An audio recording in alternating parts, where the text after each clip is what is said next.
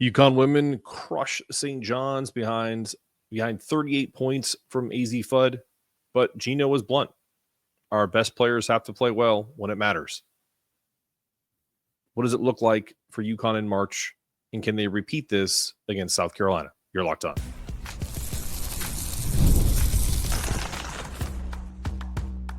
You are Locked On UConn, your daily podcast on the UConn Huskies, part of the Locked On Podcast Network, your team every day. Thanks for making Locked On UConn your first listen every day. We are free and available wherever you get your podcasts and on YouTube, part of the Locked On Podcast Network, your team every day. Before we dive into today's show, I want to take a moment to say how thankful we are for all of you. We appreciate all of your support. I'm proud to say we're the only daily podcast covering UConn men's and women's basketball, the hoops capital of the world, and we're thrilled to bring you the coverage you deserve. To show that gratitude, we're giving back.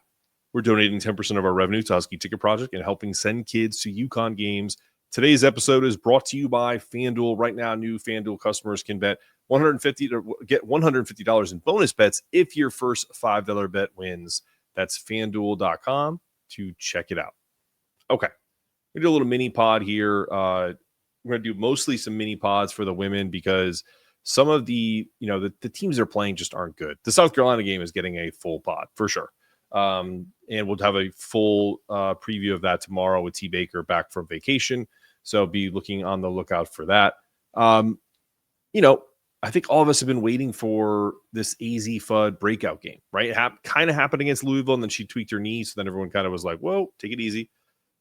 She's been battling injuries for most of her college career.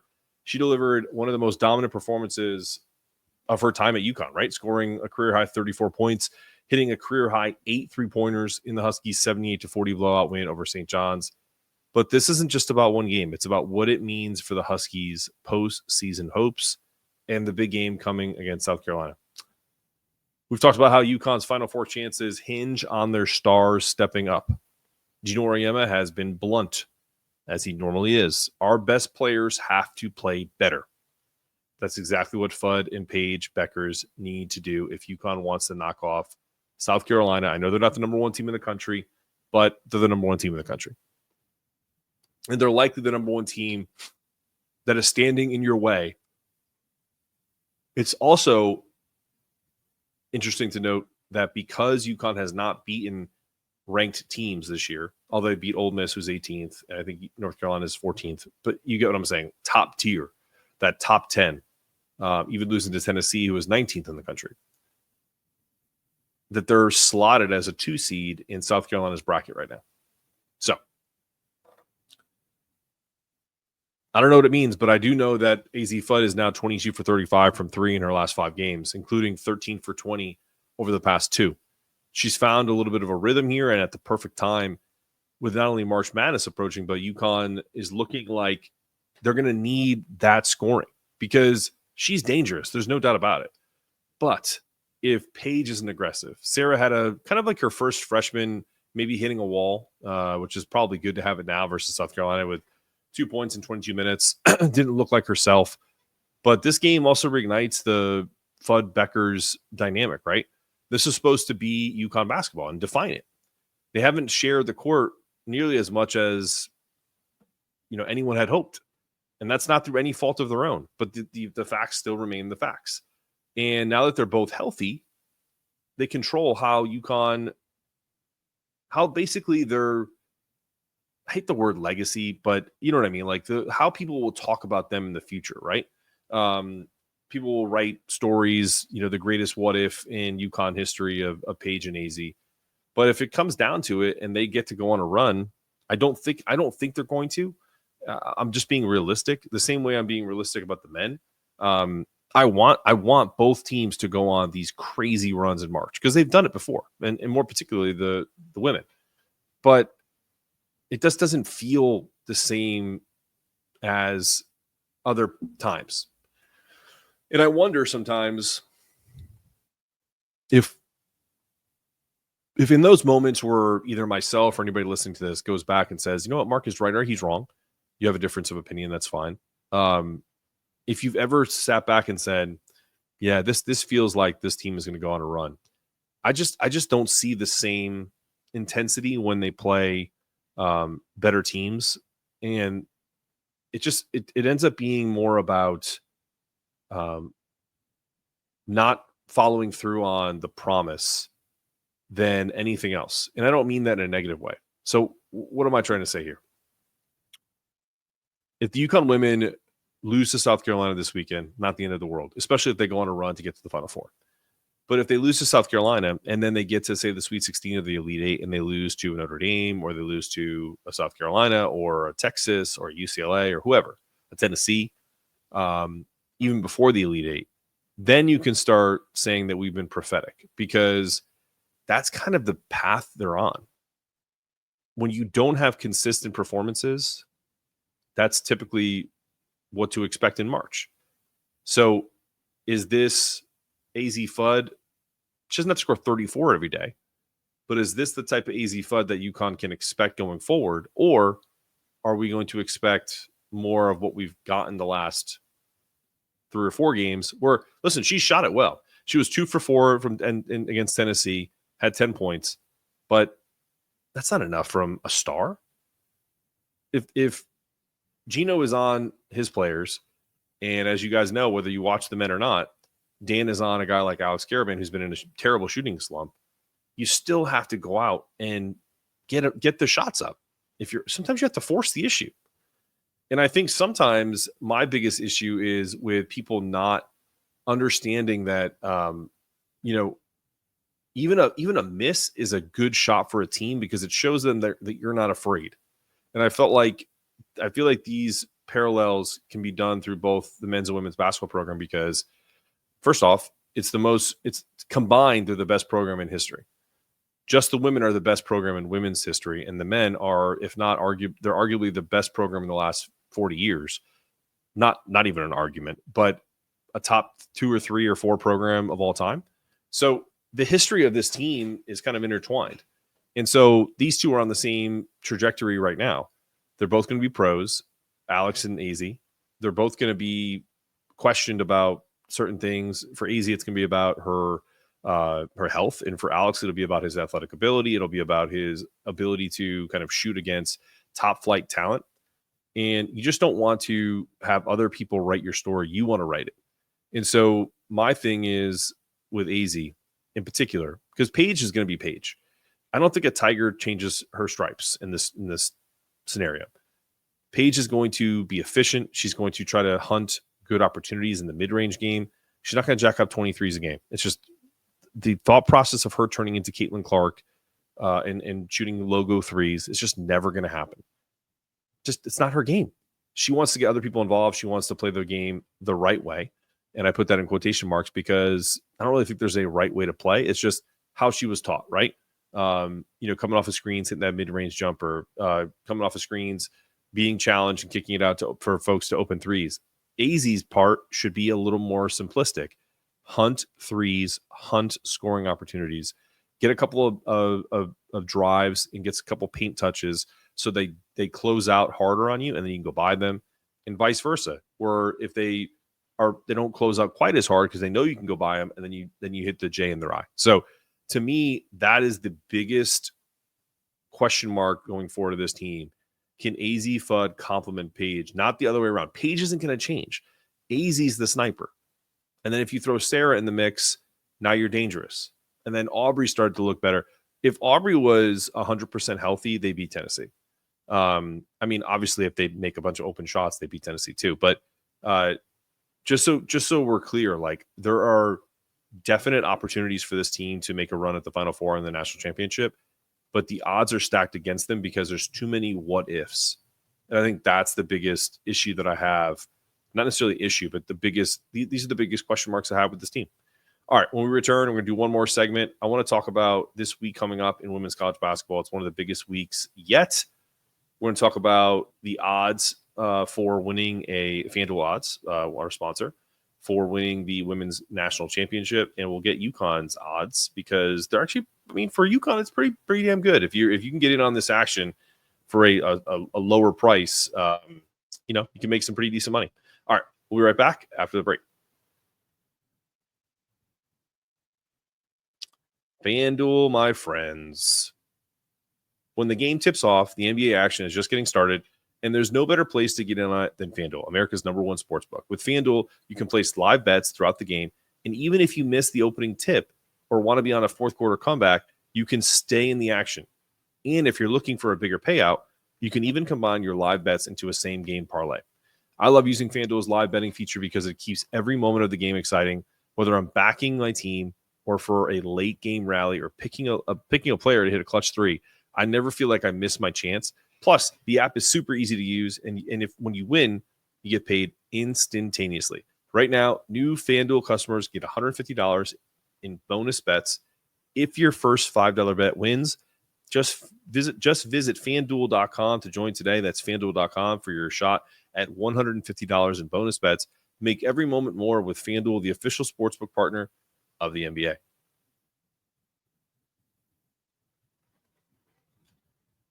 All right, you're back on Locked On UConn mini pod for the women today. This team is going to need some help to win that game against South Carolina. I will predict this. I yesterday on the show, I believe I said that UConn would lose that game by like 8 to 10 points. I do think after watching AZ, or it might have been Monday, AZ shoot the ball the way she did and the fact that she hunted her shot a little more and got herself open, I don't think she's going to be able to get that many open shots against South Carolina. But if she does and they can work some action for her, man, they got a shot because she doesn't need a lot of room. She's got perfect form. It's right there. If she catches it in the pocket, it's going. So every time she shoots it and she's got a clear look, I feel like it's going in. So just something to chew on. I will say, I don't know if it's possible for this to happen now, but if Gianna Elfie can give you anything in South Carolina and their myriad of 6'3", 6'4" bigs that they can just throw at you like 3 or 4 in just like waves, if she can give them anything, then and not put all that pressure on Sarah Strong to be the best player on the court, they got a chance. I don't think it's a good one, but we'll see. All right. This week is, if you're a huge women's college basketball fan, this week is the one you've been waiting for. The biggest contenders, the brightest stars in high-stakes matchups that could define the rest of the season, the seedings of things, the brackets, and it's happening in just a few days. First up, tonight at 10 o'clock, we have a West Coast showdown. #1 UCLA and Lauren Betts, and #6 USC and Juju Watkins. An in-state rivalry, in-city rivalry, essentially, right? It's always intense, but now you have these, power players with Juju and Lauren. Juju's with USC, Lauren Betts for the Bruins. Lauren Betts is a monster, and I say that in all positivity. She is 6'7". She is just a load. UCLA has national title aspirations, as does USC, but still has something to prove. I know they beat South Carolina this year, but so did Texas. And I know UCLA wants to put a rubber stamp on a Big Ten title. So beating USC and Juju Watkins and Kiki Arifin and all of them would be an absolute statement win and cement themselves as that overall #1 seed and potentially have the easiest bracket going into being a serious Final Four contender and national title contender. Then on Sunday, the heavyweight bout, the sport's biggest rivalry. It's taken over. I'm sorry. If you're listening to this and you say, oh, South Carolina and UConn's not a rivalry, if you have the thought that because South Carolina has beaten UConn the last few times they played, you have every right to think that. But it's still a damn good rivalry because it's the standard bearer of women's college basketball in UConn. And it's the upstart South Carolina, and I use that word in a very loose term because they're clearly one of the best teams out there in terms of winning national titles, especially recently. But it kind of reminds me of the Tennessee UConn battles of the past, where what are they called? The blue blood, right? The old money of Tennessee, and then here comes the new money of UConn, and it's like that kind of like culture clash again. Team from the South, team from the North, little culture clash there. John and Gino coaching styles are a little different. They probably have different thoughts on similar things. They probably agree on a lot of things, but there's still that man versus woman, like the whole thing. Like all of that is very similar. And so you have a former player in Dawn Staley who was an absolute dynamite defender and fantastic all-around player. So, it's the defending national champions. Like, there's so many storylines. They had their 57-game SEC win streak snapped by Texas last week. So there's not as much pressure, I guess, to obtain that or to keep that going. But all in all, I mean, this game is going to have a ton of it. I talked about it with Bella just the other day, where this is the first Sunday after the Super Bowl, and it's a 1:00 start. Like, it's almost like perfect for the casual sports fan who would turn on the NFL to then now turn on a UConn South Carolina game. This is on national television, ABC, ESPN, the whole deal, which is awesome. It's a must watch. Can UConn actually win this game? I don't know. I don't know if they can. Can they beat a top flight team? Like, that's the key. Because if I go and look at, I'm going to go look at their board right now. I'm going to look at UConn's schedule for the year, and then we're going to finish up this segment and the show. UConn started off the year and they beat number 14th ranked North Carolina. Good win. I was there. Solid win. They didn't do anything special. Then when they were in the Bahamas, they beat Ole Miss, who's in the SEC and is 18th in the country.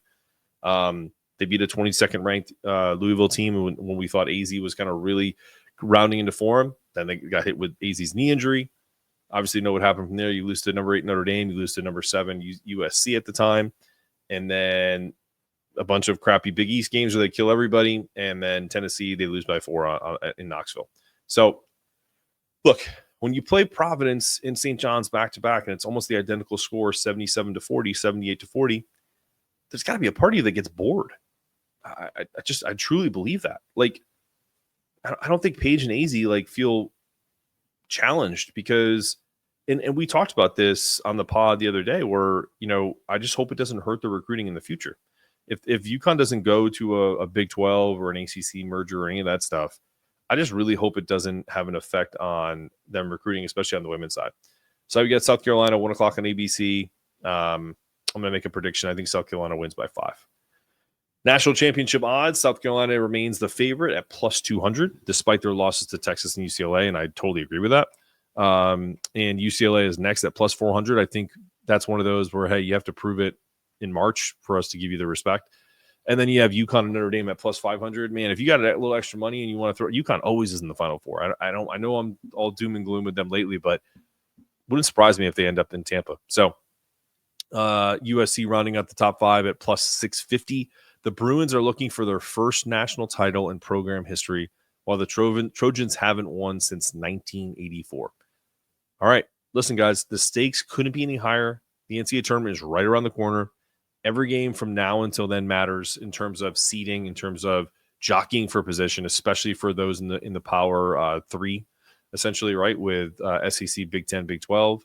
So who will emerge as the title favorite? I think we'll know better after Sunday, because depending on what happens tonight with UCLA and USC, we'll get a better picture if UCLA is for real, or if USC is, as legit as that we think they are.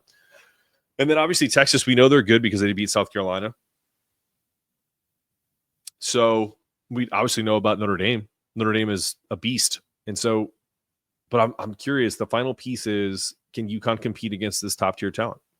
And if the answer is yes, then we got another opportunity for us to win another national championship. But if not, if they lose to South Carolina, I feel like you're going to see a team that's kind of dejected, because after that you play Seton Hall, Butler, Creighton comes to, they're ranked 24th right now. Woo. And then Marquette. But the last 4 games of the year are basically just like ho-hum. Then you got the Big East tournament. That's a walk in the park. So you basically have, after South Carolina on Sunday, you have 4 and then 3. So 7 games of just like preseason basketball. It sucks. And I hate it because I love watching them play. And a lot of times I find myself going, man, I just wish they played better competition. Can't do anything about it, right? Control what you can control. This has been another episode of Locked On UConn. I'm your host, Mark Iznetto, showing you a little mini pod with the UConn women. And we'll be back tomorrow with T. Baker for a full South Carolina preview around 10 a.m., I believe. 10, 11 o'clock it'll go out. All right. Have a great rest of your day, everyone. It's not about what you can do. It's about getting it done the best way you possibly can. I know I butchered that quote, but guess what? Go Huskies.